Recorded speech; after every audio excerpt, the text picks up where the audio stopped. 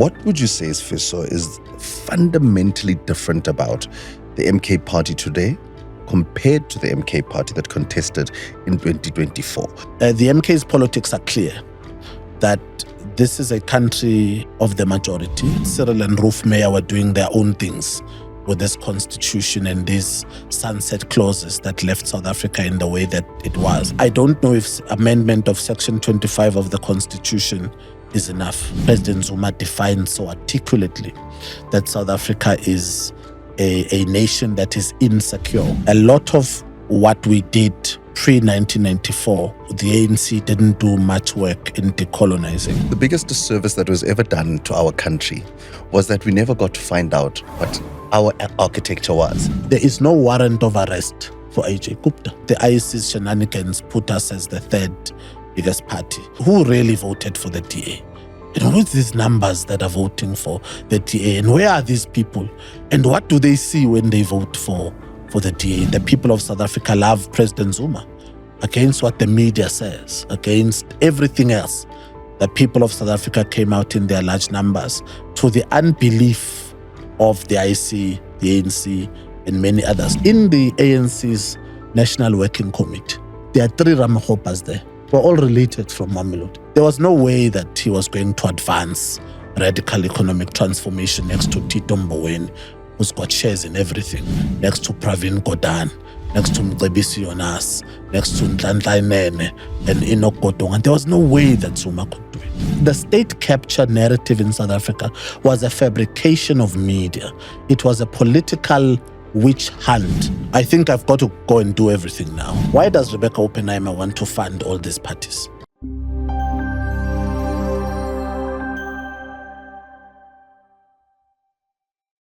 The world of politics, another change is in the Umkhonto weSizwe party. Yeah, it's President Jacob Zuma's son, Duduzane, is now the party's first deputy president. He replaces Dr. John Hlophe, who's now been removed. Yeah, Nathi Nhleko and other members have also been removed from high leadership positions, by the way. The president hereby relieves Mr. Nkosi Nathi Nhleko of his responsibilities as national chairperson of Umkhonto weSizwe Party. This is done with immediate effect.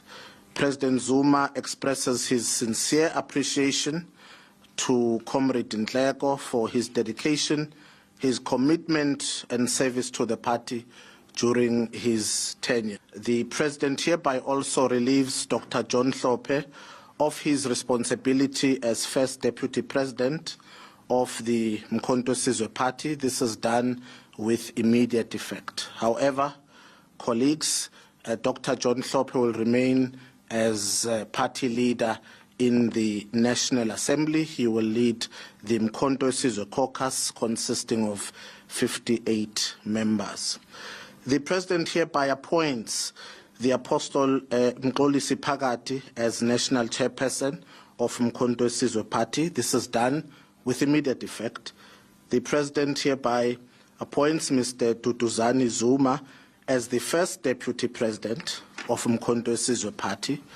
The president confirms that Comrade Tony Ngeni is still the party's second deputy president. Land expropriation without compensation is on the cards. It is a policy. It is something that will happen. It needs to be done in orderly fashion. Land is more than just an issue of us getting a piece of land. It's collateral. It's something that you can build on, you can lease, you can rent, and it's something that we need to give dignity to black people, because the truth of the matter is, you give people dignity, we won't have these issues of people running around destroying and ransacking. Let's give people an opportunity for ownership and we won't have these issues.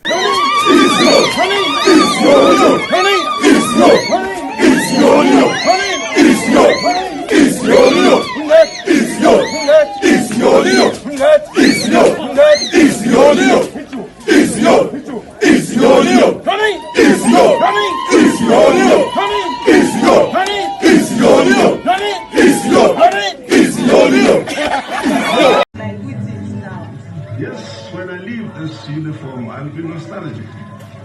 It's natural. I've lived with this army from its inception. And this is the last parade.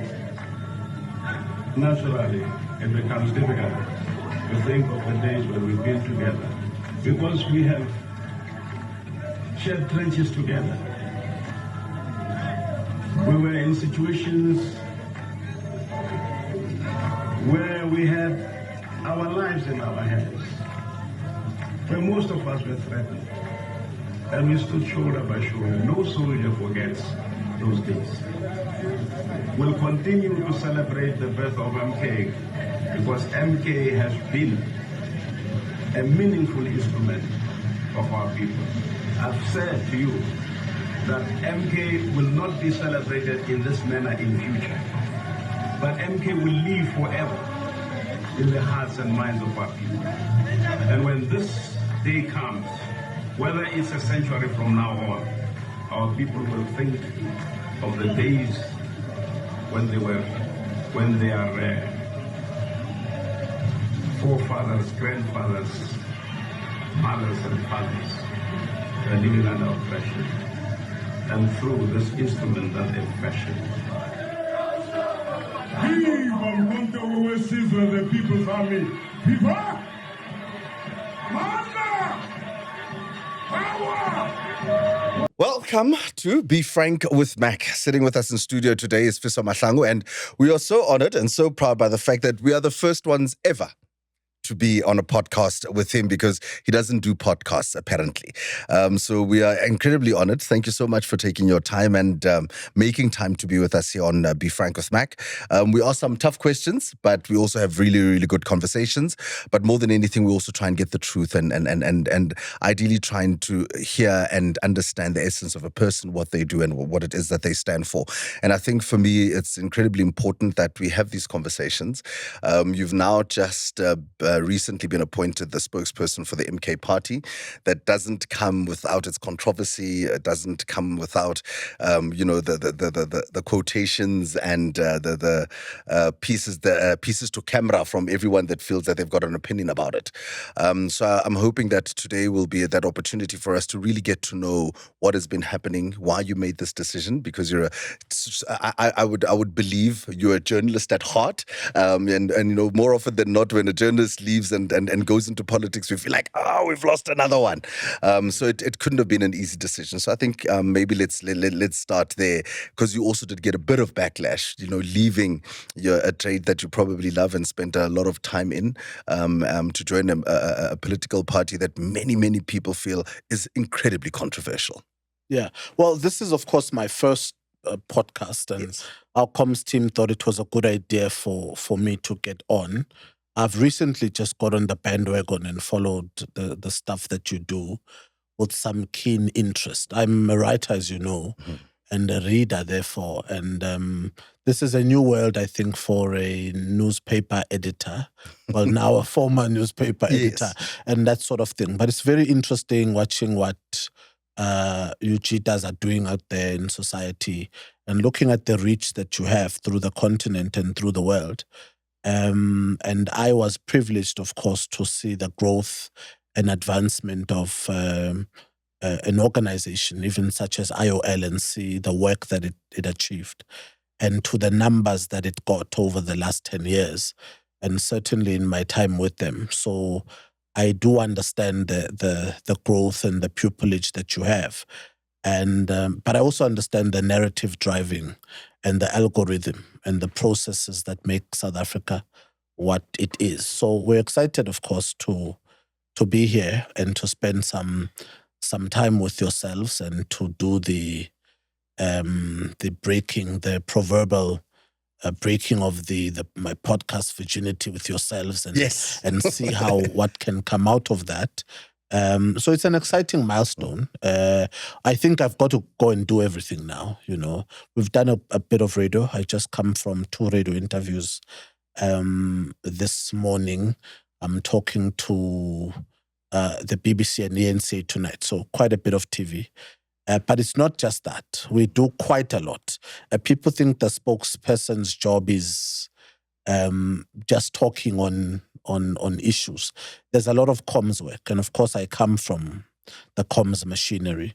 What you may not know is that besides journalism, my course material and my my content of study is communications and psychology. So I've done other comms work, and a lot of it was, of course, in government, in and outside of SA. So ufuna ukushaya ngenqondo wena. So that's what I do. Yes. You know, so I don't just write, but I've looked at elections and I've looked at immigrations. I have a published book on building new houses, which talks about the African infrastructure of development and human settlements and things like that. I've looked at the program of elections and how it was done and whether it's done right through the continent. I've written quite a bit on the IEC. I want to quiz you on something, and I know because I don't want to lose this trail of thought. I've had a very profound and very beautiful conversation once with a gentleman we also had on the podcast a while ago, Greg Maloka, at Kai FM. I'm sure you might know him. And he said, the biggest disservice that was ever done to our country was that we never got to find out what our architecture was. When you speak about South African architecture, I mean, you speak about, you mentioned the thing about building houses, is that, you said we never actually got to find out what South African architecture was, because you think South African architecture, people start Cape Dutch, then they think Huts, then they think that. We never even got to a chance to even develop it. Are those some of the things that you touched on? Well, yes. You see, part of our decolonial agenda, and we've got a title on that at MK, under our decolonization program. Within our constitution, we're very big on decolonization, and it's something that we do through education and other work. But through that framework, we look at decolonization in terms of trade, in terms of music, in terms of education and architecture. A lot of what we did pre-1994, the ANC didn't do much work in decolonizing. Part of that project was because, of course, when South Africa became free and during the negotiations, the Berlin Wall had collapsed, and that's what the ANC had relied on for advice. So the Berlin Wall had collapsed. Our cadres were very, very tired. They were fatigued. And it was in that fatigue that this negotiation happened. And I think that's when the Boers outmaneuvered and manipulated our guys. And I also think that Cyril and Ruth Meyer were doing their own things with this constitution and these sunset clauses that left South Africa in the way that it was. So our decolonization project didn't work. If you talk about houses and, cities and our construct, if you look at our foods, basically, just as a startup example, if you have Heritage Day and you say, let's eat African food, what do your family cook? They give you chicken heads, Maudwana, yes. And they say that's African food. They give you tripe and they say that's African food. But when the colonizers arrived, when the settlers arrived, our forefathers were farmers. So they were eating the whole cow.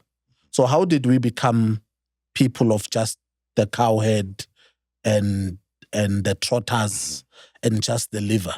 And even what was happening to the steak then? Exactly. So we're saying that even as a man, why would you be eating that? Yes. We're saying that our food and the food that our people ate, that's not it. We're looking at it through a colonized view. The celebration of our heritages through a colonized angle. That's it. We're studying it through colonized literature. Our teaching is through a colonized book and colonized teachers who are teaching decolonization and African history. So, of course, when they came here, we were farmers, serious farmers. But when they say African food, we think they just mean the cheaper level of food. Yes. Ukudla kwasemarenkeni or afal. Yes. We consider that to be African food and African cuisine when it's not. So, of course, they took our music, they took our cuisine. If you travel around the world, and even today you see Ndebele prints all over. You see our hairstyles, which is probably the wars Osimpiwedan and others are engaging in today. You see our hairstyles there, and they don't commit it to ourselves. They don't say, this is what we found from Africa and South Africa. Yes. But you could see from the designs, some of the textures and the costumes, which are all over the world today, particularly in countries like Spain and Germany. And if you study the ancient fashions that they use, those are Ndebele fashions, those are African fashions. But because of our decolonization project, we couldn't claim it. And of course, it was stolen. And, that's the history that we find. If you look at construction, if you look at our houses and how the thatch is being done. Our houses were facing the sun, by the way, which was a solar element because they were warm in the summer, yes, but also warm in the winter. There were lower houses. They were lower because it was a construct of the heat. It was more safety because the roundabouts were created in such a way to prevent animal and man confusion or animal and man inhabitation, or attacks by lions at night or things like that. There was a fire close to there was an oval, usually what looked like an oval shaped door, and a fire there. So there's one entrance, but no lion could come because it feared the fire. Things like that. So those things were lost as part of our history. So we're certainly at MK Party considering a lot of this. We've got a whole set work on decolonization. It's being run by comrades such as Andile Mqitama, who've said a lot on decolonization, and I think is one of the brains on the Black Project and the Black Agenda. So it's part of the work, but I mean, we've got to really look at more. I think if we had the time really and the resources, would have to go out in all of the world and look at and trace some of the artifacts which are South Africans. This should be a project of the Department of Arts and Culture, but it's not. We need to go around the world, look at the South African artifacts that were stolen, and we need to start talking to those governments and saying, this is ours, would you bring it back? Well, let's start with that diamond that's in the sitting on same the way queen, that right? we did with Sarah Batman, to say we can't have her remains lie there in your country when you made a mockery of her. We want her buried back home. Or the diamonds. So our biggest diamond is still out there in the West. You ask yourself, when all the treasures, the diamond treasures that sit on the crown in England, where did those come from? Yes, because they don't have. I think it's called the Cullinan. They don't have. They don't right? have diamond mines. The Cullinan is there, so we would need to, and this should be an investment by the South African government, a proper study, and even forensically, to say what is out there in the world that was inherently South African, what was stolen.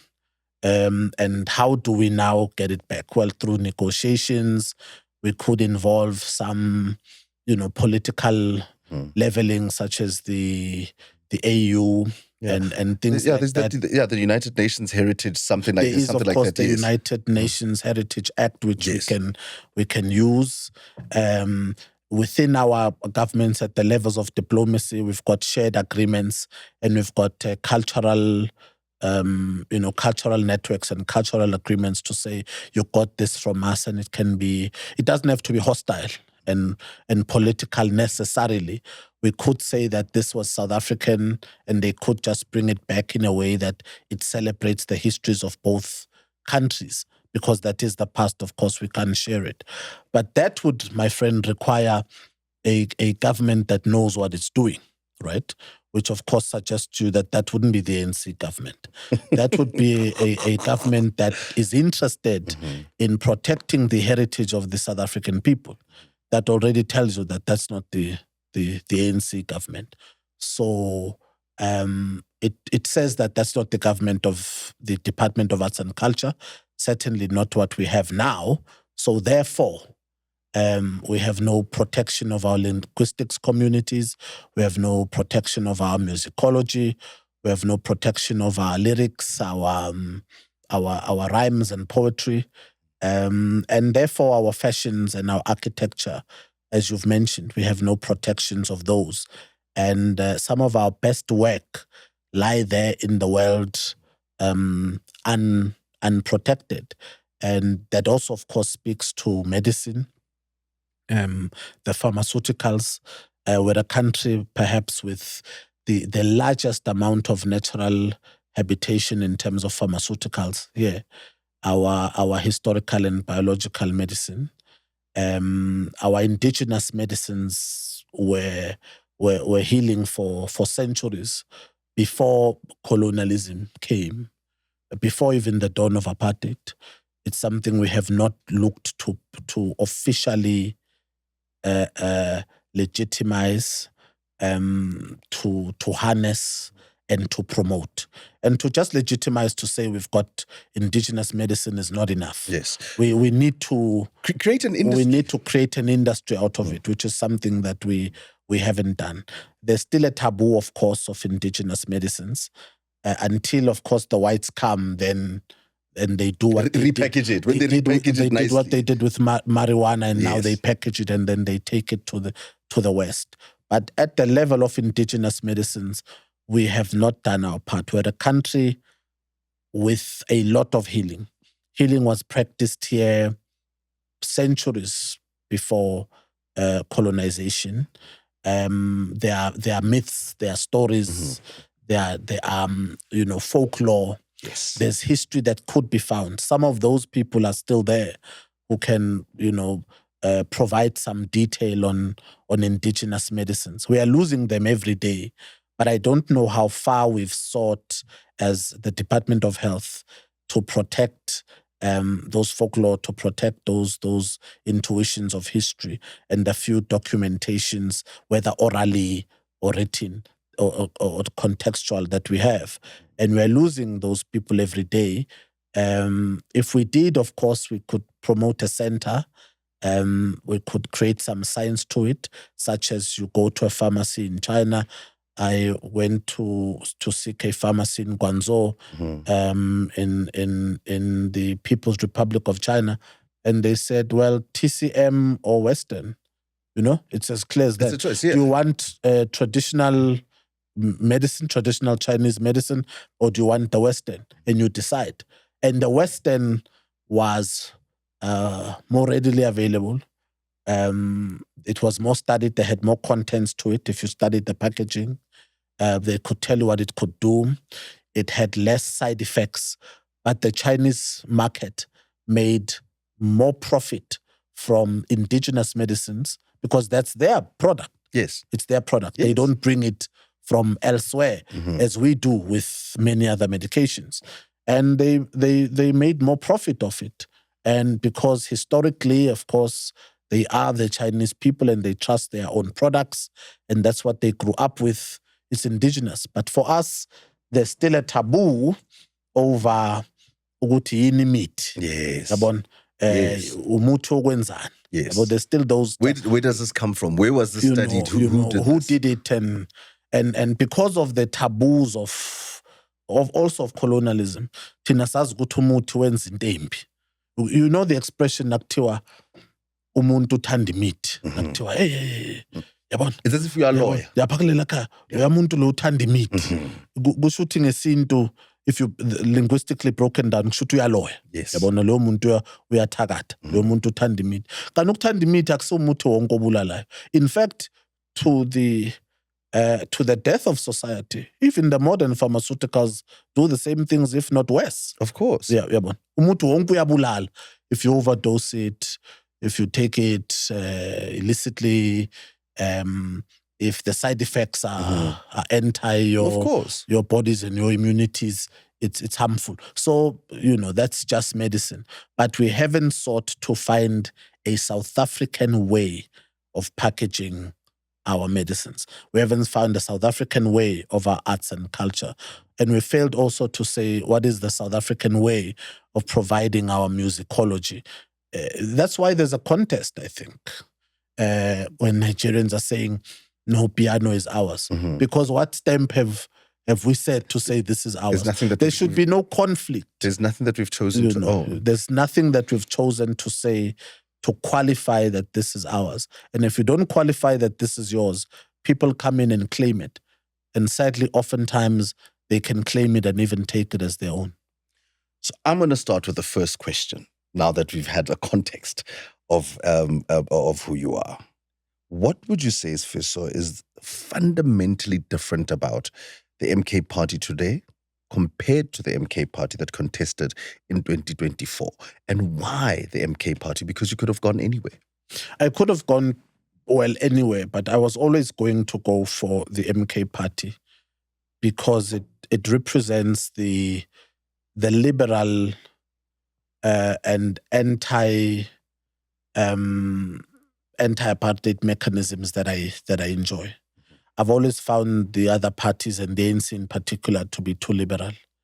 And my thinking was, my lining, my political makeup has always been towards, Yazapo and the PAC. I've always considered that black people deserve land. In my writings, I've often expressed that I don't know if amendment of Section 25 of the Constitution is enough. I've always sought to consider that it should be land return rather than the amendment of a section of the Constitution which would give you the ability to start the process of negotiating. Of and not land return, yes, of expropriation, yes, without compensation. The fact that we've got to define it was a problem to me. The right to property must yield to societal considerations, meaning land reform, other public purposes, and the like. And the amount of compensation must take factors that are relevant to the societal consideration on the one hand, and the interests of the private individual on the other. And you must strike a balance. Now, so you could notionally get a property which was taken forcefully, unlawfully, and in which the state has invested money, and where the existing market value is accounted for purely or mainly by state investment. That's one side. On the other side, you might have a private owner who spent millions of rands to acquire property in the market and paid a big amount of money and has improved the property and the like. The balance will differ from case to case.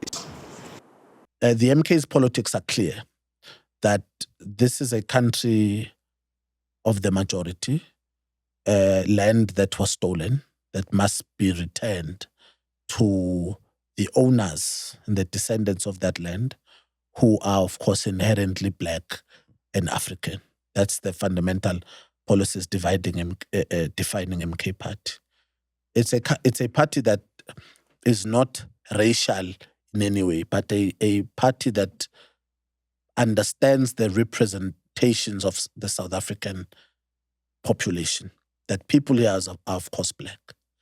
And the first milestone into understanding the issue of land return, and even to an extent the expropriation of land, or with or without compensation, is to understand that land was stolen. Yes. So that was my attraction to MK Party. And many other things of, the adventures of radical economic transformation, and the mechanisms, the functionings of the economy, how the party would relate to the banks. That's for me is incredible. Our policy on the Reserve Bank, our policy on work, labor, for youths and black people in particular, our security element, and why President Zuma defined so articulately that South Africa is a nation that is insecure. We've got more private security companies in South Africa than armed soldiers and police put together. They can revolt and take over this country at any time. We've got an energy crisis, an energy insecurity. If Eskom collapses and South Africa is dark, we'll have an issue. We've got a security challenge with the porous borders. If you have many undocumented foreign nationals in a country, if these people revolt against you, who are the born and the natives of that land, they can take over those things, that country. So, of course, I was mindful of that. And even as far as 2024, this for me was something that I gravitated towards. But your question is the difference between the MK party of today and the MK party of 2024. 2024 was 3 months before the election. And I believe we probably the party to have led the country or the second biggest party. The IEC's shenanigans, and that matter is still in court, but I think the IEC's shenanigans put us as the third biggest party. On a separate conversation with you, I'll have to ask, who really voted for the DA? And who is these numbers that are voting for the DA? And where are these people?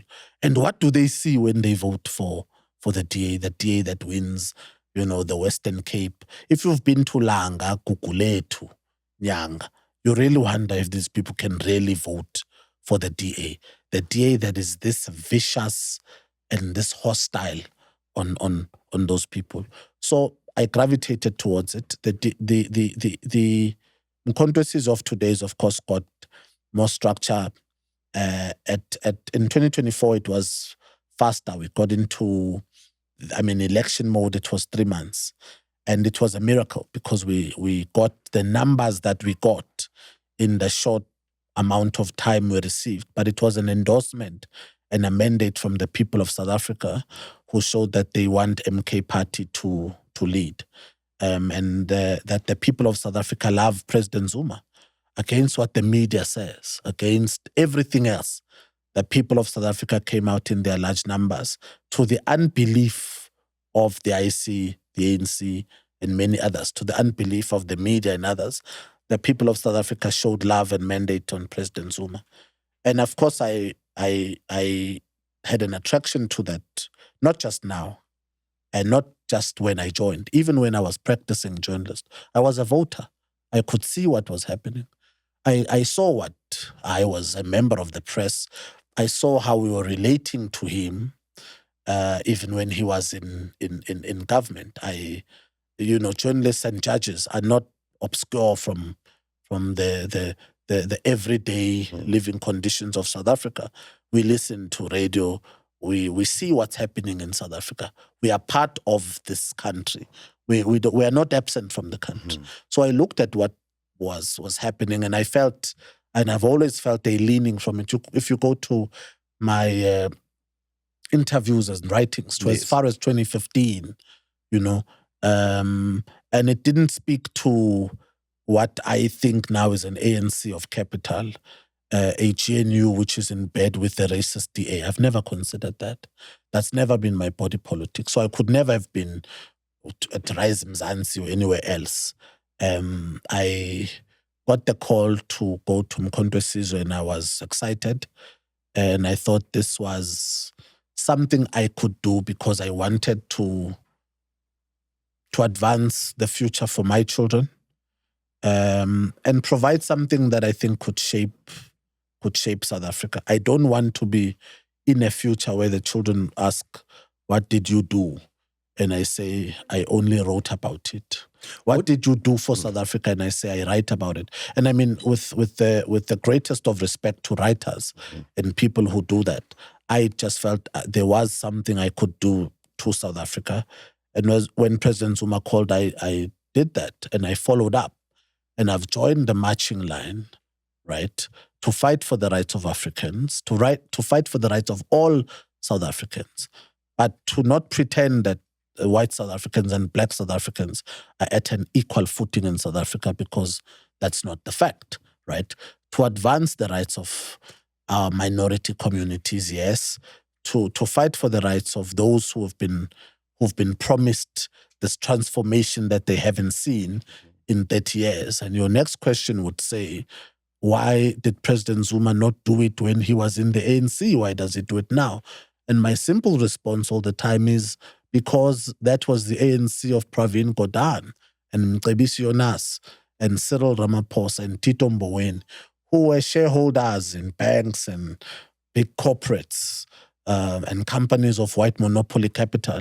And the ANC NEC is an 80-member congregation. There was no way that he was going to advance radical economic transformation next to Tito Mboweni, who's got shares in everything, next to Pravin Gordhan, next to Mcebisi Jonas, next to Nhlanhla Nene and Enoch Godong. And there was no way that Zuma could do it. That is why Mkhonto weSizwe had to exist. It is why he had to leave the ANC for Mkhonto weSizwe to exist, so that there is now a green line on who can advance this nation, so that there can be something on the ballot for South Africans to say, we've now had this reality, right? We've loved the ANC. It's the ANC that brought us freedom, a type of freedom in 94. But this ANC is fatigued. We've seen that there is a man with the spear. There's a warrior. And we can use this warrior to advance the interests of the majority in South Africa. And that's Mkhonto weSizwe. And I think that's certainly why I came on board. And that's why 2.6 million people voted, because that's what they saw.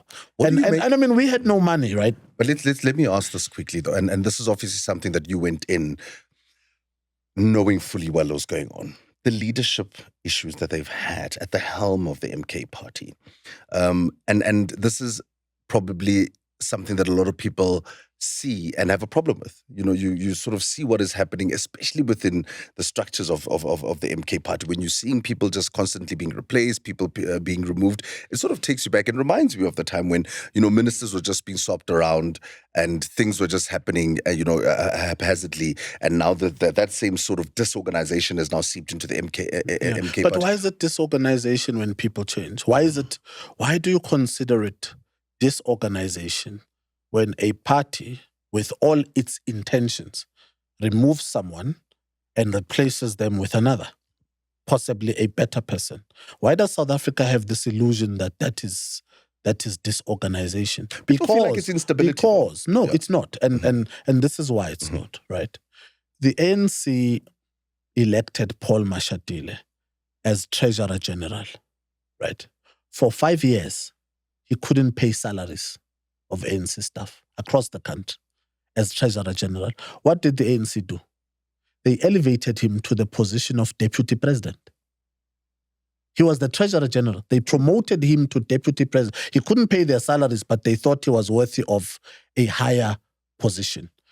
Deputy running the country. I mean, they thought that he should now be deputy in charge of the country. And if he's lucky, they'll probably elect him as their president. That would have never happened at Mkhonto weSizwe. So, by the way, your colleagues in the media are not considering this instability and disorder. They say the ANC has chosen its leader. So when MK decides on the leadership that it wants, the leadership that it chooses for its internal thinkings to run the manifesto, the people's mandate of Mkhonto weSizwe, people say, well, this is a family party. This shows instability. In the ANC's National Working Committee, are 3 Ramakgopas. The aunt is the Treasurer General, right? The niece is the second DSG, right? The nephew is the Minister of Electricity. When they're in the NWC, the National Working Committee, there are 3 Ramakgopas there. We're all related from Mamelodi. But no one in the media calls this a family party, a stokvel. You have 2 Zumas inside Mkhonto weSizwe. The media makes a snowball out of it. We don't understand why this is, but perhaps we do. It's because inherently the media wants to paint this as an unstable party. But I think the people of South Africa have seen through this. The people of South Africa have gotten to the point where they say, you can say what you like, right? But we know why we voted Mkhonto weSizwe, and we know why we love this party. Because when we get in power, we'll service the people of South Africa. But at a statistics level, South Africans will tell you, right? Speak to South Africans on the street. When was it better for you? Now or when President Zuma was in power? And I can tell you, certainly for me and many others whom I speak to every day, it was when Zuma was in power. A lot of people feel, though, that he might have betrayed the country. The Gupta scandal is one that will forever linger and hang over the MK party as well as President Jacob Zuma's head. And it's something that we can't shy away from. How do we get over that hurdle? Because certainly, especially from wanting to grow a constituency, how do you now speak to that? Because others can go as far as saying that in any other country, that should have been or could have been taken as treason. No, I don't think so, because for it to be considered treason, he would have had to do something wrong, which he didn't. The Guptas, particularly Mr. AJ Gupta, should be sought by the NPA, which is not, by the way, as a fact. There is no warrant of arrest for AJ Gupta.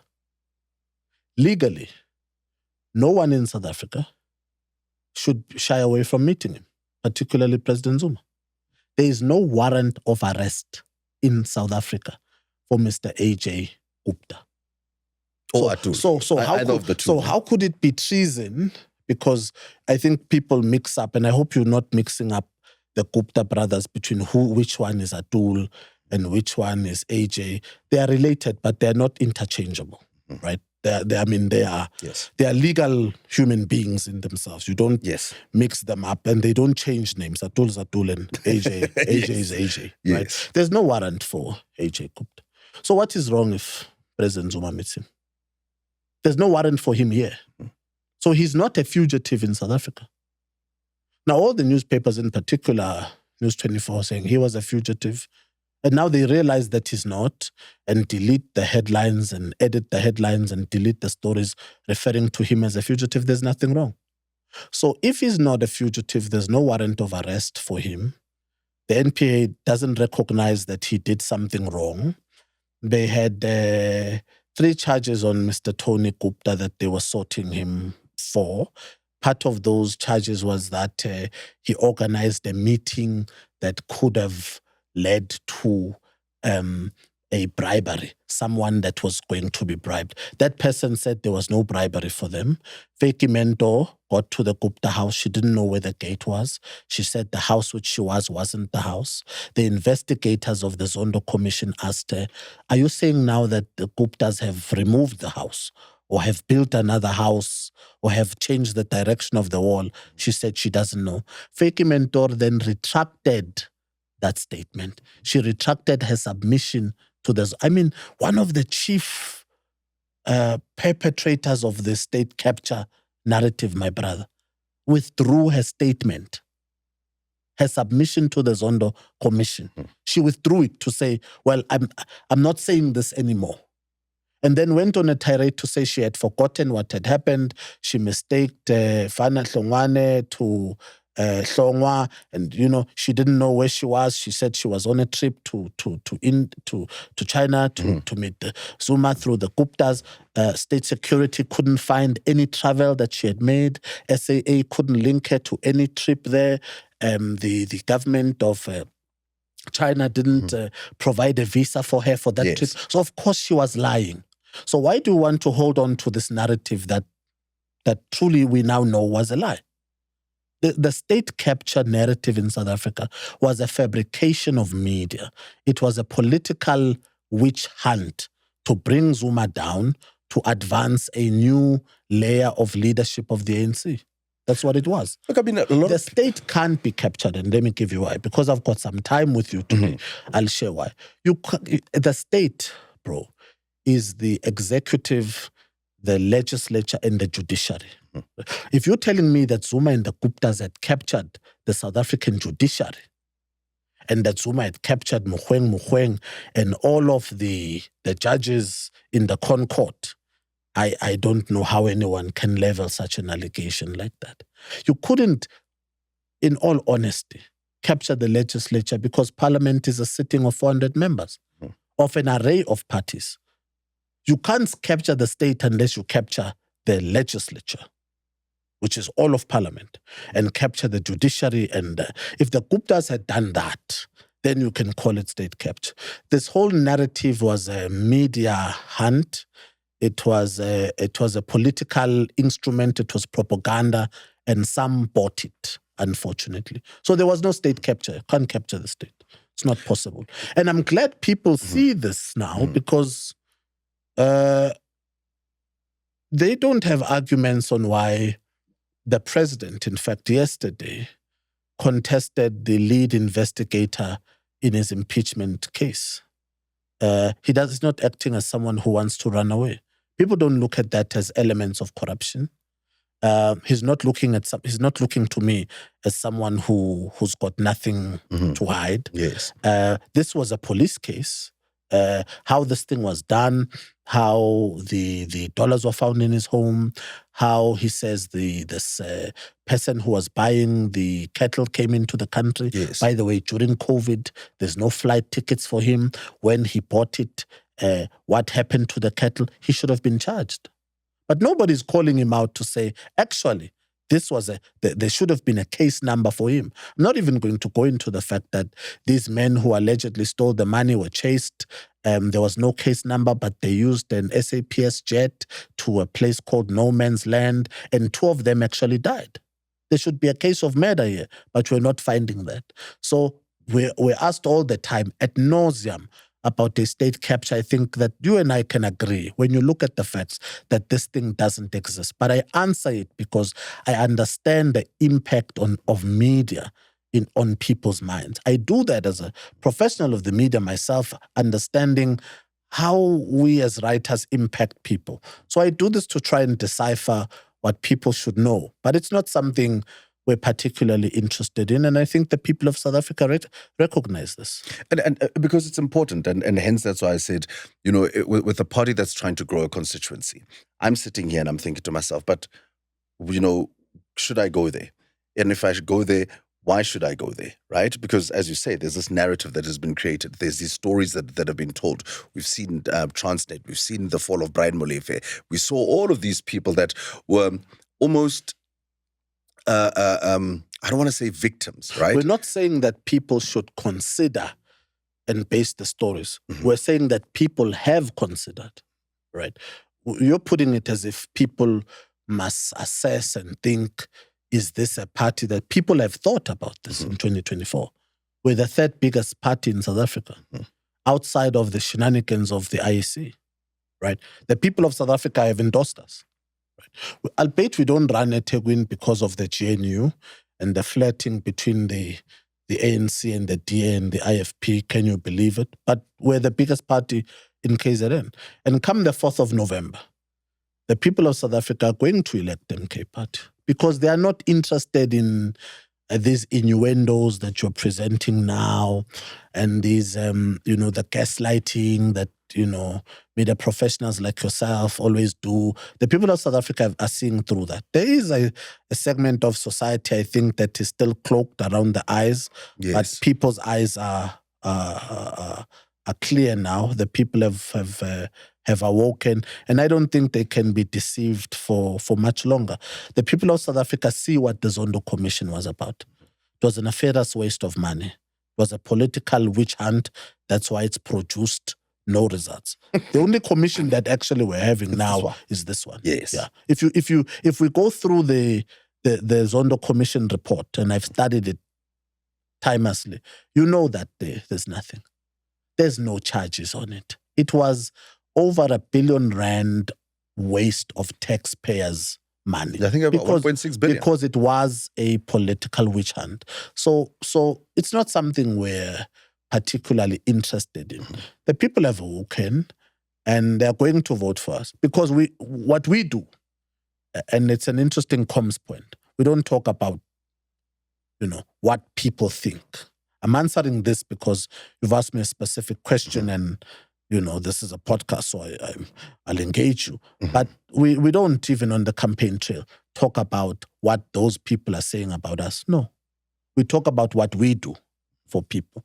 And I think that's interesting because it's clear that the people have an interest in us and we want people to vote for our councillors and to give us an opportunity, but not to just vote and then fold their arms. We want the people of South Africa to partner with us in changing South Africa, to join our branches, right? To join the MK creatives, to join the MK medics, to join TikTokers, to join Abalapi Bendabuk, to join MK pastors, to join the Women's League, to join MKSM, to join the Youth League. We want the South African majority to find a partner somewhere in our leagues, somewhere in our organs and to participate. And if there's something they must engage it there. Ultimately, it is their organization. They must elect it. Right? They must vote for it on the 4th of May. They must lead with it to be the change that they want. The one thing we're not doing is adventuring that people must just come out and vote and then go home and say, we want to see what they do. No. We want South Africans to partner with us, vote for this party. The screen machine belongs to the people of South Africa. They own it. You know, it's amazing the type of love we see from people. They own this machine. You know that our people buy their own T-shirts. They create their own songs.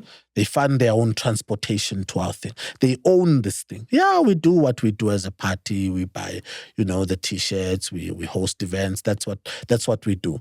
But we've seen something we've never witnessed before. Let me ask a question. People create their own sort of vibe around MK. You go to every township, you see people hanging around in shops, organizing an MK football tournament, organizing a choir festival, Yomkond. The people are engaged in this thing, it's theirs. So we're just saying that people must elect it and lead it to glory and partner with it to change this nation. And I think it gives us great joy to see how our party is received in the South African context. Why do you think the media hates you so much? Because of capital. Break that down. Because media is... Because people need to know. Because media is an industry of capital. Media is an organization. Media is a commercial entity. It's not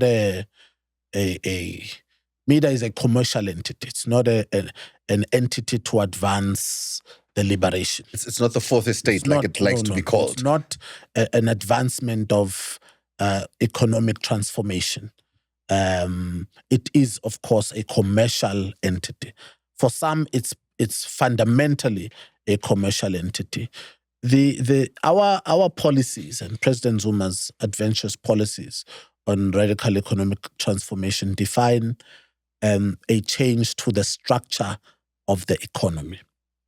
Now, if you talk about a change to the fundamental structure of the economy and to the levers of power, you are threatening those that have been rich inherently, those who own the land illegally, and those who foster the economy at large.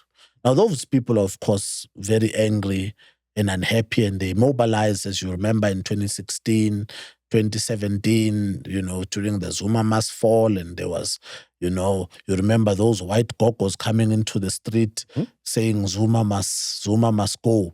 And I was out as a reporter and political editor at the time, and we're interviewing people saying, so why must Zuma go? And the white gogos were saying, no, because he wants to take the money, he wants to change the banks, he wants to put the money in Nkandla, so Zuma must go. And no one understood what this thing was about. And we understood that this was a narrative thing. Why must he go? No one could define. He took the money. Where did he take the money? No, he took it to Nkandla. How much was the money? Well, we don't know, but it was in the Sunday Times. How much did he take? No, the Guptas took the money. Where did they take the money? How much did he took the money? Through which mechanism, right, was this money taken out? Was it through an EFT or so on? How did this money vacate? How did it go? Well, we don't know, but it was written in the Sunday Times. So the work of undoing these narratives. So of course the media is a commercial entity, and they hate him, of course, inherently for his policies, and his policies are very much pro-black, and it's scared capital.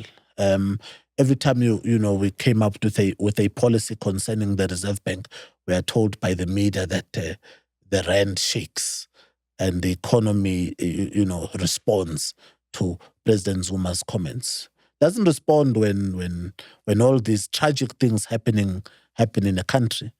The economy shakes when President Zuma says the Reserve Bank must serve the people of South Africa.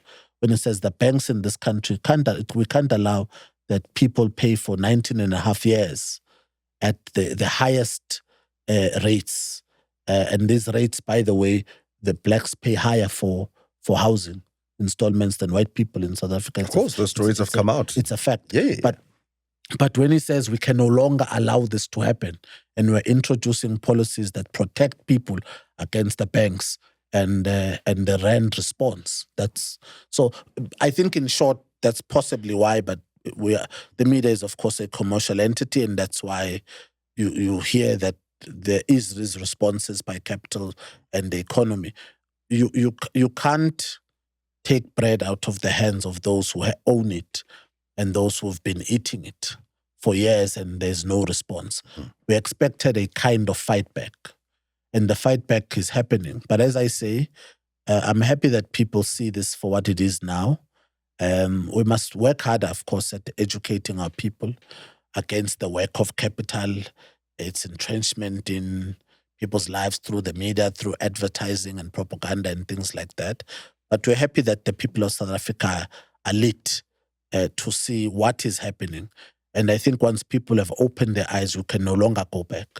Our work really is to liberate South Africa, but to also open the eyes of this nation to say, this is what it is. You say these stories came out. Many of those stories were written by me.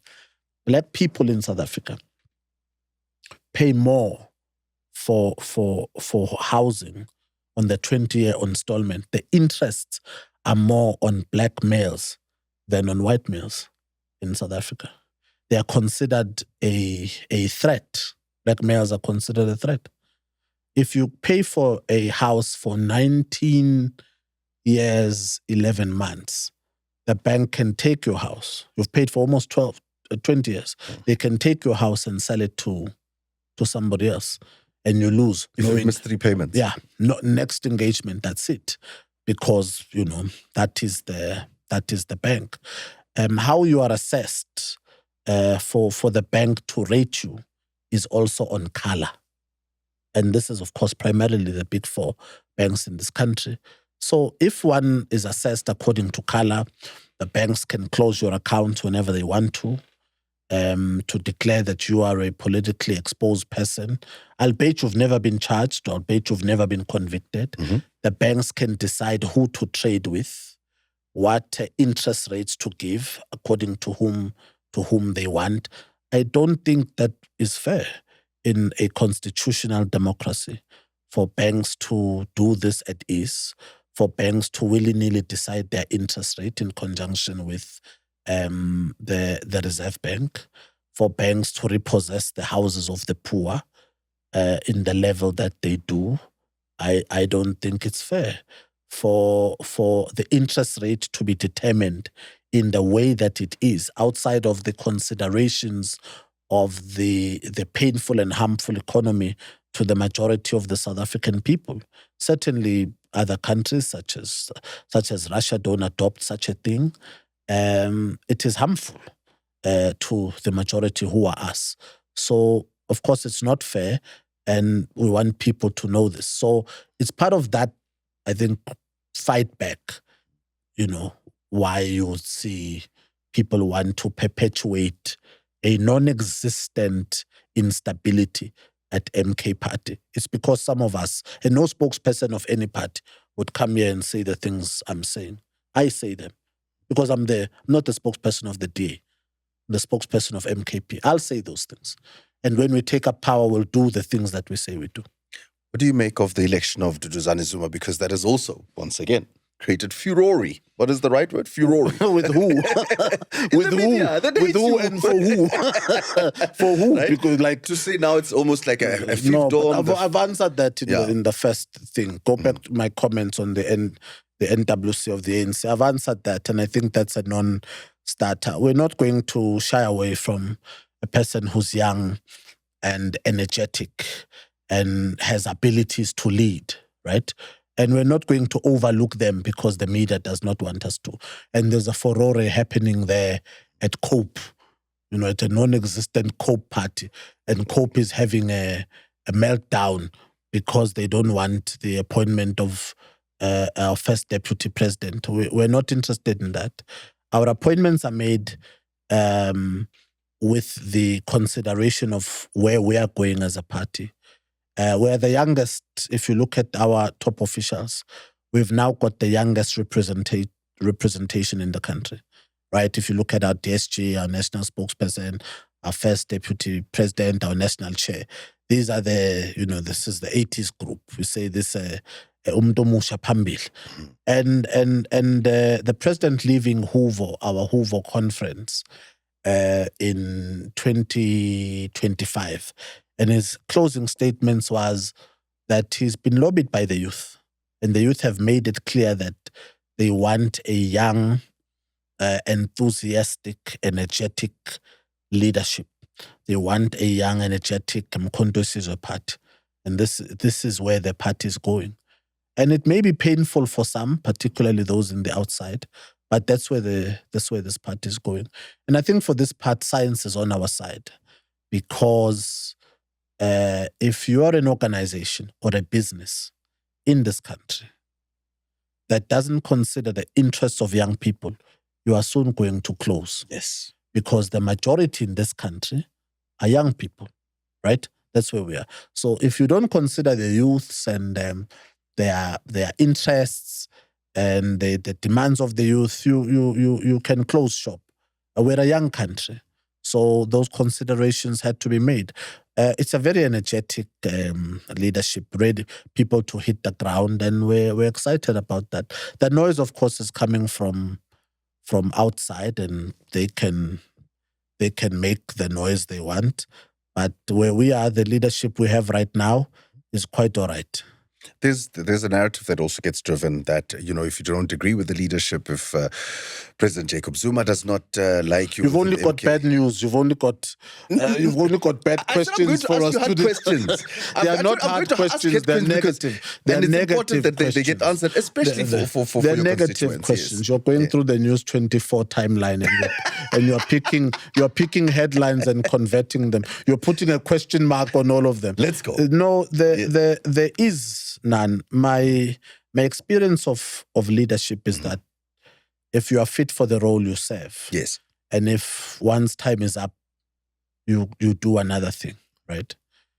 I made the example of taking a treasurer general who couldn't serve who couldn't pay salaries, yes, and elevating him to the position of deputy president, and they might elect him as president if they are lucky. And that's not how it is with us, right? You can serve in a particular role today. You'll be in another one next year for whatever reason. It's not a chop and change. It's to make the mechanisms achieve what we want. But unless you are with us, you don't know what we want. You don't know what's inside these meetings and some of the deliberations. And if you're not in this house, you won't know why we do the things that we do. So at a campaign level, I say to you, if you really want to know, one, join the house. So come in. Then you won't have questions, join us, right? I've got forms in the car, right? So I'll give you a form now, you come in, you join my Centurion branch, then we sort out some of the questions. But the second one is that, of course, the noise will come from outside. And it's not something we're particularly interested in. I think we've got work to do. So we must be allowed to do that work.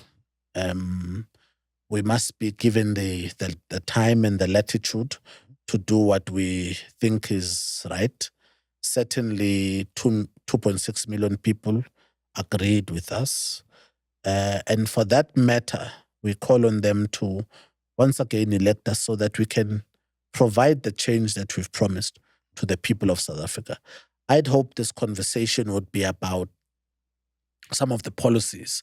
I thought you'd ask me on what is our plan for energy. No, podcast is long. We've got lots of time for that. It's not 10 minutes. What is our plan for healthcare? And I hope you don't edit me too much. No. On this. We tell it like it is. We played fully. Remember, we don't answer to the big master. Here we are pushing. Yeah, you're not. You understand? I was going to say, but yeah, you're not multi-choice bound. I think one of the points you perhaps raised earlier, we must be looking at our part on energy. We've got a big document on energy, on housing, right? And what we're doing, it's going to interest you what our party's planning on housing and how we revolutionize housing and RDPs and make them, solar housing, so that we also lessen the energy blow. Yes. On Eskom and other energy providers. If we're looking at the model of transportation, a very interesting model, but one I'm interested in is the model of healthcare. These are things we should be discussing, not what people say about you. Let's talk to me about what do I say about us, what we say about ourselves. Yes. I think that's an interesting Look, I mean, I think for me, I said I was going to ask the questions. It's important because these are questions that everybody else is asking themselves, right? Number one. There's a constituency and people sitting out there thinking, there's something there, but these things are bothering me. So most people would not give you a platform to be able to discuss those kind of things, which I think for me is important, right? Because I'm not sitting here, I'm not taking sides. I'm playing devil's advocate. I want to know these things that people want to know, people that are asking. And I think it's very, very important because a lot of the time people never have a platform to be able to talk honestly and to express some of these things. Because as you say, the bought media, the captured media, so to speak, will never allow for that to happen. It's always a thing of, why did you do this? Yeah, but this happened. We're not here for that. We want everybody to have a place where they can be able and feel comfortable to talk, because some conversations are uncomfortable to have, and we should have them because it's our people we are speaking. Let me tell you what we're doing with councillors. So the time you get elected as a councillor of Umkhonto weSizwe, the first week, we're looking at the RDP list. This is the first week that when our councillor takes off, want the list of the last 5 years. How many houses were built, according to the people on the list, and where the list has jumped, because this list from 1994 has been jumping to families and family members and friends and girlfriends. So we look at that list fundamentally. The second thing our councillor does is look at that community, because he's leader of that community. He's the president of that ward, right? He looks at the number of shops there, whether they are foreign-owned or local shops. If they are foreign-owned shops in that ward where Umkhonto weSizwe councillor is, that foreign-owned shop must provide that the owner of that foreign-owned shop has got papers to be here. If he doesn't have papers, we must close him down. If he's got a passport is not a residential document. A passport is a travel document, right? If he has a passport only, he must return home. We're going to close that shop.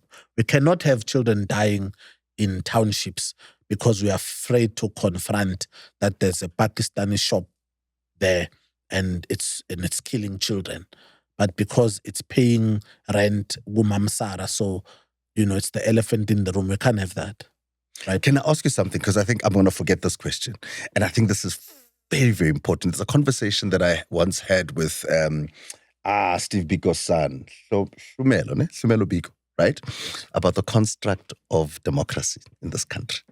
Do you think it works? This idea of democracy, this idea that we have where people go to the elections, they come out elections, then they elected, then they're given power because they're the loudest one in the room. We know what happens at ward councils and at ward meetings and branch meetings and that sort of thing. Because I think for me, the idea almost of someone like a Paul Kagame, a benevolent dictator, as also Western media likes to paint him as, right? Yet he gets things done. Right? You look at Putin, for example, leave what everything else has been said or whatever, look what they've been able to achieve as a country, Russia. Look at China, right? Because if communism, as a construct doesn't work, how's China becoming so successful?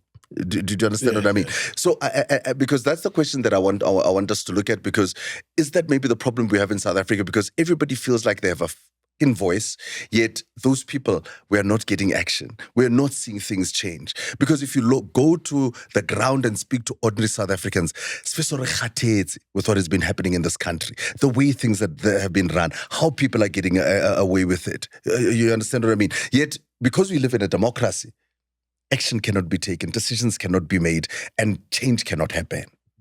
Well, action can be taken and decisions can be made, but you must elect the people to do it.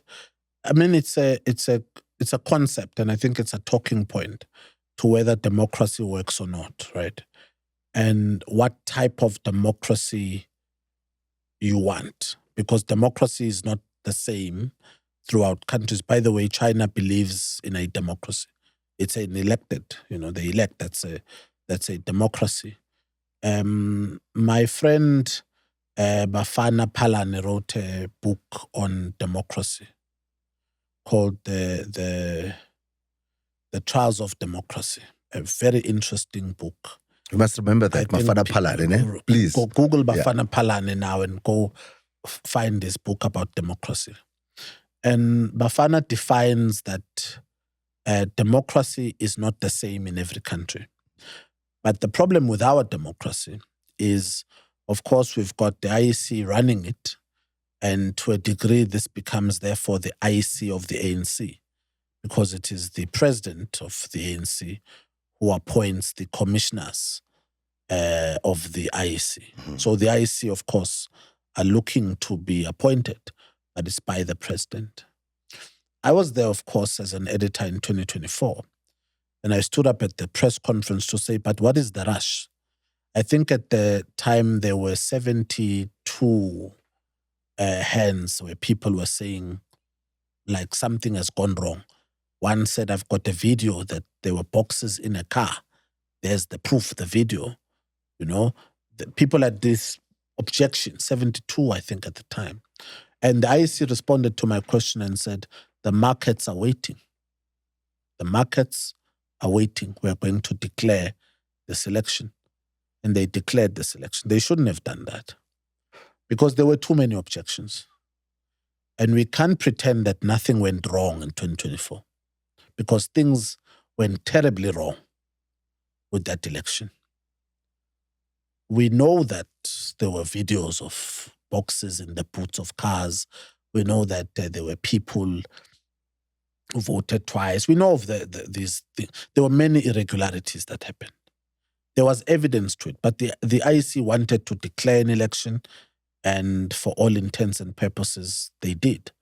That's why we're still in court with them. But it's not to throw out the baby with the bathwater. That democracy does work, right? Our challenge with it is that ours is capital infused, that, the ones that run the state can pay anyone off, and then we call it a democracy when people have voted. I think if the Electoral Commission does a good task, right, at running a free and fair election for all, we can get the results. And I agree with you that people are tired, right? And people must be honest and look who the problem is. If people are going to vote again for this ANC that has been a problem for them all these years, and certainly now, and want to elect it back into power, there's nothing we can do. The people have elected. But we call on the people of South Africa to look at the fact that there is an alternative. There is an alternative to the ANC, right? And not an alternative that is way out there with people who've never run a country, people who were bought off by Rebecca Oppenheimer and all of that. Because that must also be a concern. Why does Rebecca Oppenheimer want to fund all these parties? Rise Mzansi and the DA, and fund all of them. What are they there to do? And it's amazing that she gave them all this much money, but they still can't get it together and run the country. That even with this amount of money given to Rise Mzansi, they couldn't get it together to actually have bigger representation in parliament. And if I asked you now, my brother, what does Rise Mzansi stand for? Who's the Rise Mzansi? Exactly. Oh. Yeah, exactly. But they got a chunk of Rebecca Oppenheimer funding, along with many other parties. So that's the problems, I think, to democracy. Not that that's a broad democracy, Wabon. Not that parties should not be funded. It is why must they be funded, and who's funding them, and perhaps the regulations of political party funding. And I think maybe if you really want a democracy, Rebecca, fund everybody the same. Say all of you compete at an equal footing. or an equal level, let's go and let the people decide. But often, therefore, what we're seeing now is that it's not the people who are deciding. If I go to an election and I have got vehicles and I've got food parcels and I've got all of those things, I've got access to communities that you don't, surely then we're not contesting at an equal footing. So that's then it becomes politics of the stomach, right? Then it becomes politics of the stomach. I think democracy works. We're lucky to have had this democracy. This democracy was fought for. It wasn't just won. It was fought for by tears, prayers, and blood. This democracy we must treasure because it wasn't bought easily. It was bought by people's blood. The blood of a youth that gave itself to fight the security branch at all times. This democracy was gotten by a youth that left the country to go and train to fight, to take over their country against an ugly, vicious apartheid mechanism and a security branch. So the democracy came with pain. And we must protect it. My brother was part of the PAC. He sat in exile for 5 years. We did not know where he was. My mother cried tears almost every single day, wondering when her child would come back. They sat in Tanzania for 2 years while the ANC negotiated. Didn't tell them that the country had been liberated. And he sat there. When they came back, some of them are still languishing in prison. And the ANC won't let them come out. And that is the story of many. Minister Thembis Melane's sister, Nokuthula Smelane, she says her mother talks to her daily and says, "Uphi mntanam?" And she says, "I don't know." And that Nokuthula Smelane is a story. Some in the ANC know what happened. Some hide it forever and say no. Some of those people are the one running the state today. Some of those are the people in charge of government today. Some, of course, are ministers and deputy ministers and so on and so forth. But democracy does work if done right. But we must never allow this democracy to be taken over by thieves, by people who have their own intentions. Because what they're going to do is give it back to the boys. They're going to give it back directly to the boys. They've started doing it. So it's not going to be helpful to us. So we must protect the democracy. If you look at the arrogance of whiteness that's happening in the streets, the arrogance of whiteness that happens in society, if you look at the racism online, you can see that where this thing is going, right? There are schools, of course, primary schools that are still only Afrikaans.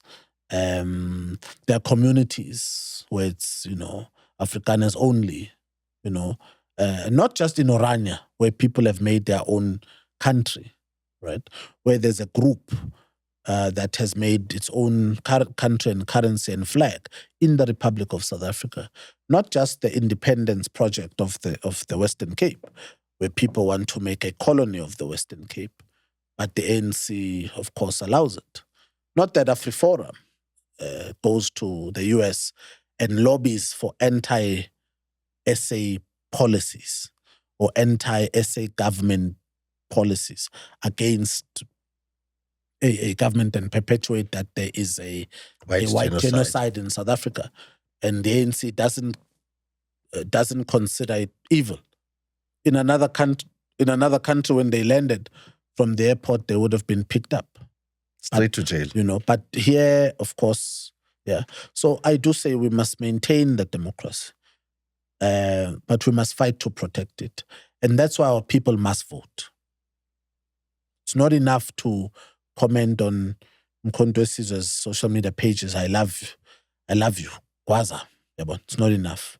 Go out there, get involved.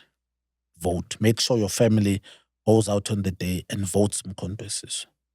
And then go and join part of the leagues, part of the organs of Mkhonto, and get involved at protecting this democracy. perhaps then voting is not enough to just say, I'll just give them my vote and they'll see what they do with it. I think we've crossed that point. The people must get involved at protecting this democracy. Sifiso, I'm going to speak to you after the November 4th elections. Number one, I'm going to hold you to everything that you've said here today. And I'm going to also remind you about it. Because with everything that we've heard today that has come out of your mouth, which to me is a commitment to your constituency, to your people, to those that have put you into power, those that have elected you into the position that you're in, you have a massive role that you're going to be playing. But the 4th of November will be the big decider. I want to thank you so much for taking your time to come here. Because they've told me now we've got an hour, 10 minutes already speaking. We could have been speaking for 3 hours. Because I'm coming here on the no, we must give it a week so that we have the allocation. Yes. It takes about 6 days to have that, 2 days to count. Then we have allocation. So, say on the 10. 10 November, it's a date. 10 November. Chillers, it's a date. 10 November. 10 we are here. Yes. Yeah. So 10 we are here. How many people you've got? You say you've got millions. We've got millions. We're the biggest political party in this country. With our chillers. Yeah. So, no. The FF disagrees, but Spencer, you want to get me into trouble now? I was about to say something that I cannot say. Okay, so I come on the 10th and we have a review of everything and us, MK and the chillers get to work, right, on the 10th. So it's a deal. Thank you very much. We've got a date. And we appreciate the fact that this is your very first podcast and you chose to do it with us on Be Frank with Mac. And I hope that you are happy that we've had a frank conversation. I'm happy. I hope it's not cut to the bone. No. We'll see. And we come back on the 10th. We'll have a review of how we did. But I'm happy to have spoken to you. Thanks again, of course, for the invitation and allowing us to have a dialogue. It's great to have a dialogue in full. But we must come back and have it, Of course, we are rushed, as you know. It's election season. But I want to, have a breakdown on the energy thing. As I said, I did not want to talk about this one is saying this. 4th of November, we speak policy. I don't want to talk about people. I want to talk about our policy on agriculture and our policy on energy, right? And our policy on labor. And cannabis? Sort of thing. Do you have a policy on cannabis? No, we don't have a policy on cannabis per se.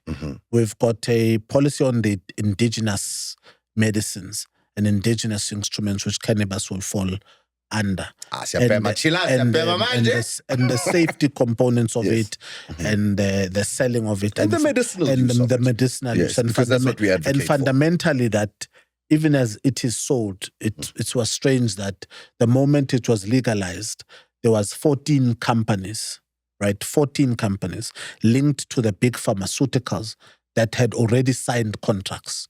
You may not know that. I was editor of the Star, by the way. So the moment that this thing was signed into law, there were 14 companies linked to big pharmacy that had signed deals to start selling cannabis. So their deals were signed before it was legalized. So that's, that sort of thing should never happen. The legalization of it should have been something for black